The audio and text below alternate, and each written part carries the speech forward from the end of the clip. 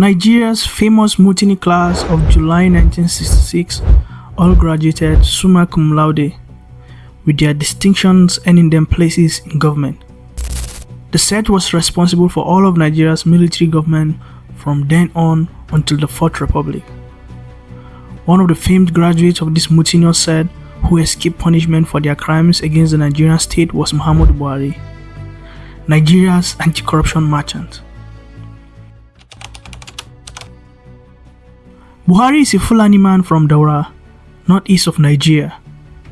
He was born on December 17, 1942, as the last of his mother's 13 children and the last of his father's 23 children.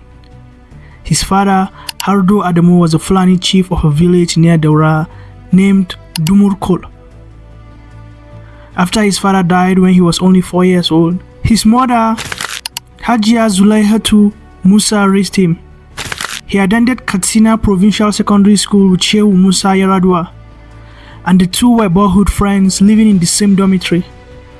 Buhari was motivated to join the military after the emir of Kano had told them one time that if soldiers could overthrow a line of kings descended directly from the prophet, it could happen anywhere. So we decided to join the army, Buhari said. Buhari took military training in Kaduna as well as in Great Britain, India and the United States. He played an active participant role in the July 1966 mutiny. Like other alumni of the July class, he proceeded to participate in a government takeover.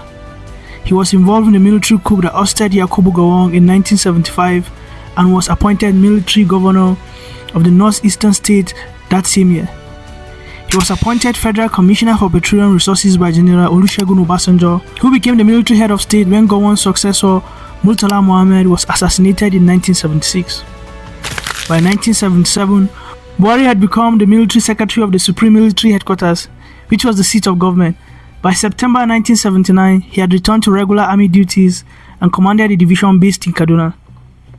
Although civilian government had returned to Nigeria in 1979 with the election of Shehu Shagari, dissatisfaction with dismal economic conditions and what the military perceived as corrupt politicians led to another military coup on December 31st, 1983, with Buhari choosing to be the new head of state.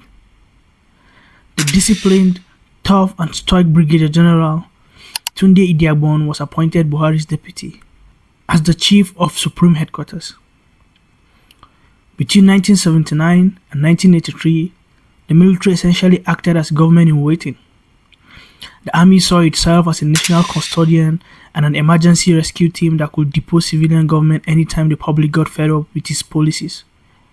The military saw itself as a solution to Nigeria's economic downturn under a democratic government, even though it often contradicts itself in the long run. When the military returned in December 1983, Sani Abacha's announcement proclaimed the military's mission as discharging their national role as promoters and protectors of our national interests in doing away with a corrupt and inept leadership that had precipitated the grave economic predicament of the past 4 years.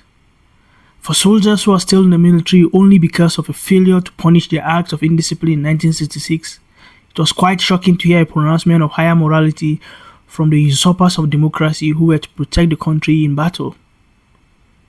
As soon as the Second Republic of Shagari started, there were plans to reclaim the government from Nigeria's democratically elected ruler. Nigeria's proclaimed promoters of national interest amplified the ills of Shagari's administration to gather public opinion against it. This was called coup baiting. The army was not alone in this practice. They had civilian accomplices. President Shagari claimed that after he was re-elected in 1983, frustrated opposition politicians who lost the 1983 election danced with and incited army officers to depose him via a military coup. One of the actors in the baiting was MKO Abiola, a wealthy southwestern Nigerian politician who was a member of Shagari's National Party of Nigeria, NPN. The NPN had an elaborate zoning system for distributing government portfolios, including the presidency. Abiola expected that at the expiration of Shagari's first tenure, they would zone the presidency to the south so that he could benefit. He was wrong. Abiola retired from politics soon after, exasperated. Abiola had been a close friend of army officer Ibrahim Babangida for over 2 decades.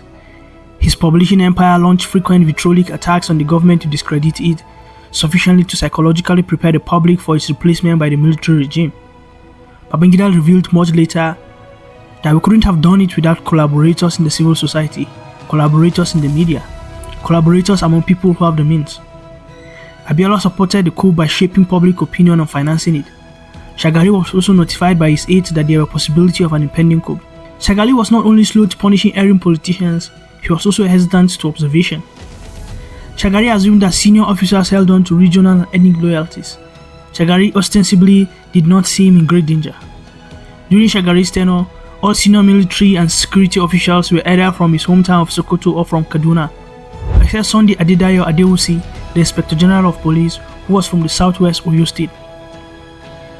If Shagari had analyzed previous coup, he would have noticed that it had almost always been carried out by the same group of military officers. Had Shagari actively decided during his first term, acted decisively in his position as Nigerian Armed Forces Commander-in-Chief and retired this man, his government might have survived. One particular incident that stood out was a confrontation between Shagari and Buhari. In 1983, Buhari was in charge of Nigerian troops sent to prevent infiltration by armed rebels from Chad. After the insurgents withdrew back into Chadian territory, Buhari's command was to retreat. Still, he proceeded into Chadian area, claiming that what was the point of repressing the rebels when they may return to infiltrate Nigeria? Shagari had to involve superior officers, Lieutenant Generals Jallo and Wushishi to order him to pull back.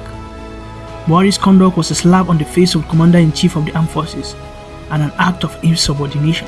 But Buhari was not punished and became cold towards Shagari, forcing the Transport Minister Umaru Diko to place Buhari under surveillance. Shortly after the presidential elections in 1983, security reports reached Shagari of unauthorized movement of troops under Buhari's command. He summoned the GOC of Lagos and confronted him with the allegation that he was plotting a coup. Buhari promptly saluted and denied that he was conspiring to overthrow Shagari. A similar scenario played out in 1983 when Babangida and Colonel Aliyu went to visit Shagari at night, repeatedly assuring him of the army's loyalty. To further appease the restless soldiers in early 1983, Shagari promoted 7 of them from brigadier to major generals. The 7 beneficiaries were Muhammadu Buhari, Ibrahim Babangida, Maman Vatsa, Anthony Hanania, Alfred Adolujo, Mohammed Jega, and Zamani Lekot. It was not enough to calm the dissidents.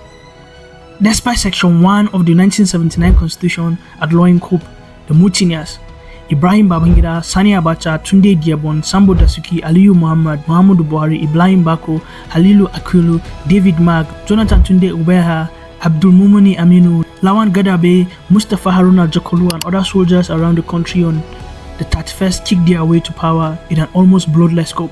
Shagari immediately went into hiding, but emerged and submitted himself into official custody only after being given assurances of his safety by the military. In an ironic political intrigue, one of the non-relatives who visited Shagari in detention was MQ Abiola. Although Buhari had claimed that he was not aware that he was going to become head of state, his announcement as head of state came on January 1st, 1984. The Buhari administration declared itself an offshoot of the Murtala Obasanjo government of the late 70s. The regime purged the uppermost echelon of the armed forces, retiring all officers of the rank of Major General equivalent or above at the time of the coup. That was not all. Some lower-ranking officers, including Captain M. Bala Shagari, the former president's son, were also retired. His junior brother, Musa, was also thrown out of the Air Force Secondary School in Jos. Buhari detained most political leaders of the Second Republic, accusing them of indiscipline and profligacy. For the first time in Nigerian history, the country's security organizations tracked down alleged acts of corruption through the Special Investigation Bureau, preparatory to former military-style trials at Boni Camp. As had been the practice by various prior military regimes, a specialized asset recovery military tribunal was set up all over the country. The administration launched a War Against Indiscipline program on March 20, 1984. Such indiscipline broadly included lack of environmental cleanliness, lack of manners, such as failing to take one's place in queues, corruption, smuggling, desecration of the flag, and disloyalty to the anthem. The federal military government closed Nigeria's borders immediately after the coup, preventing former civilian leaders from leaving the country. This helped the Buhari Idiabon Association to arrest over 475 politicians and businessmen for corruption, including Alex Ekweme, Emeka Ojukwu, Anthony Enahoro, Bola Ige, Abubakar Miri, Ambrose Ali, and a host of other politicians. Some of those arrested earned prison sentences ranging from 20 to 200 years. There were mixed reactions to Buhari's anti-corruption stand. Many felt that the initially popular regime was pursuing a vindictive and destructive strategy to protect some cahoots while showing off the apparent shortcoming of perceived enemies. The Buhari Idiagbon administration, for instance, rode on the back of disgruntled MPN politicians. These soldiers were beneficiaries of corruption the Shagari administration perpetrated, all of whom never faced corruption charges. Buhari's corruption light was a candle that touched everywhere else except its root. In addition to this, the use of military tribunals, absence of appeal rights to higher courts, suspension of suspects' presumption of innocence, and incredibly long sentences robbed them of the legitimacy and political capital. Ironically, despite evidence showing that some of the suspects mismanaged public funds, the draconian style of justice adopted by the administration earned the looters public sympathy rather than disgrace. People saw them as victims of an autocratic government. The mismanagement of the Diko affair tilted public opinion against the administration. Alhaji Umaru Abdulrahman Diko was the transport minister under the administration of his brother-in-law, Shagari. In the late 1960s, Diko played an instrumental role as a young politician in gathering public opinion in the north against the regime of Agoye Ironsi.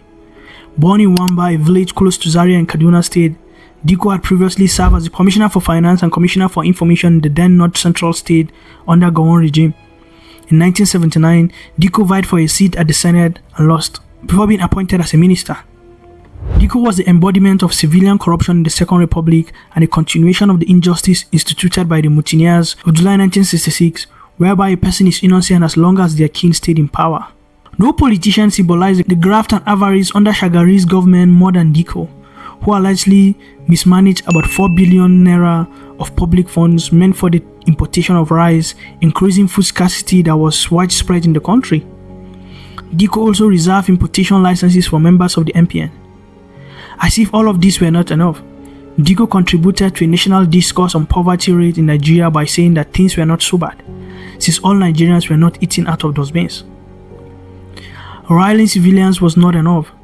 Diko also got in the bad books of soldiers, especially after he started surveilling Buhari and recommended that Buhari should be retired by Shagari. When Buhari took over, it was only a question of when and not if Buhari will deal with him. Sensing danger, Diko fled to London. Buhari, unyielding to intelligent reasoning and belligerent to diplomatic ties, went after Diko.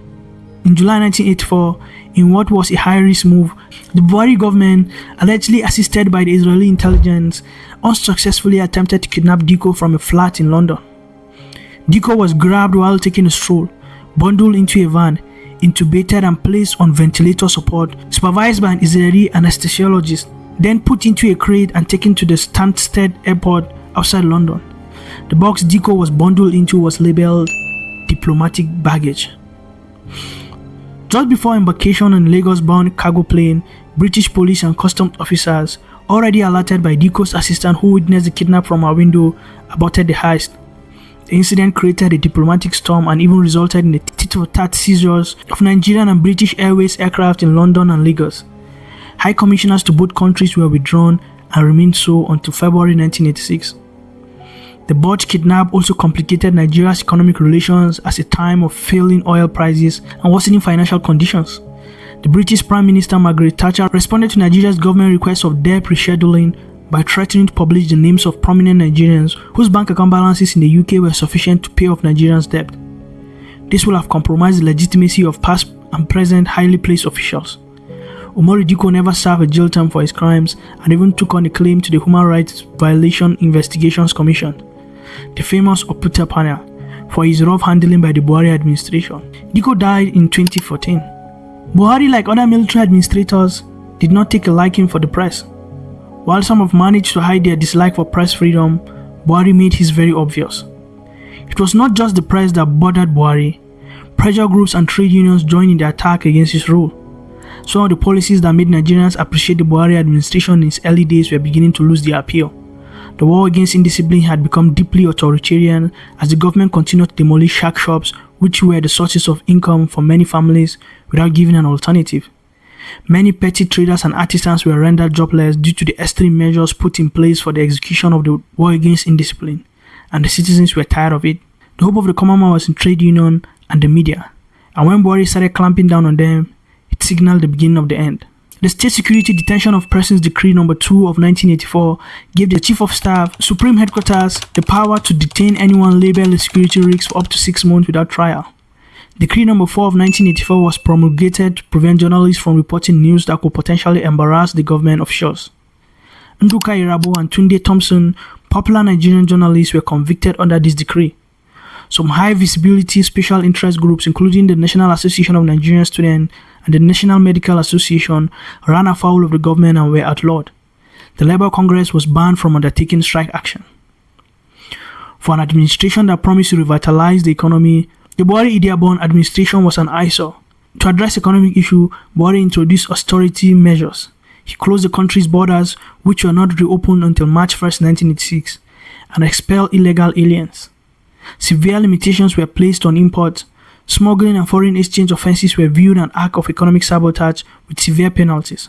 Unfortunately, accompanied by high inflation, these measures made businesses difficult for import-dependent local businesses. Many workers were retrenched in public and private sector at a time prices of elementary food items, caused in part by famine, were rising. Although many Nigerian citizens had initially welcomed Buhari's effort to root out corruption and improve societal values, the repressive measures employed by his regime against a backdrop of continuing economic troubles led to discontent. As Buhari Idiagbon struggled to control its image with Nigerians' poor citizens, it also touched up politicians and influential citizens. The Buhari government humiliated several important personalities and opinion leaders in the country. The Oni of Ife and the Emir of Kano were publicly cautioned and restricted to their domains after they paid a visit to Israel, a country with which Nigeria did not have diplomatic relations at the time, dating back to the Organization of African Unity actions in solidarity with Egypt during the 1983 Arab-Israeli War. A team of soldiers was sent to the Park Lane residence of Chief Awolowo in Apapa, where they proceeded to ransack the premises, searching for nothing in particular. Sheikh Mahmoud Gumi, a revered Muslim cleric, was allegedly removed from the chairmanship of Nigerian Pilgrims Board, his salary terminated, and an official car impounded, ostensibly because he disagreed with the decision to execute cocaine traffickers. The officers who could have maintained Buhari's public image were also being cut away from his government, especially Tunde Idiagbon. The real problem, however, was a profound personality clash and divergence of expectations and priorities among the officers and civilians, who indeed, Buhari, although involved in that plot, was not an insider and was not critically operationally active by his posting at the time in Jos, away from the center of power. It has since come to light that he may have owed his emergence as the new CNC on January 1, 1984 to the near solo effort of Major Mustapha Jokolo of the military police, who later became his ADC. Jokolo reportedly convinced his fellow middle-ranking inner cycle stormtroopers in Lagos to adopt the ascetic and relatively clean Buhari. Jokolo's efforts were no doubt assisted by Babangida's lack of interest in the job then, as well as the death of a critical plotter, Brigadier Ibrahim Bako, in murky circumstances.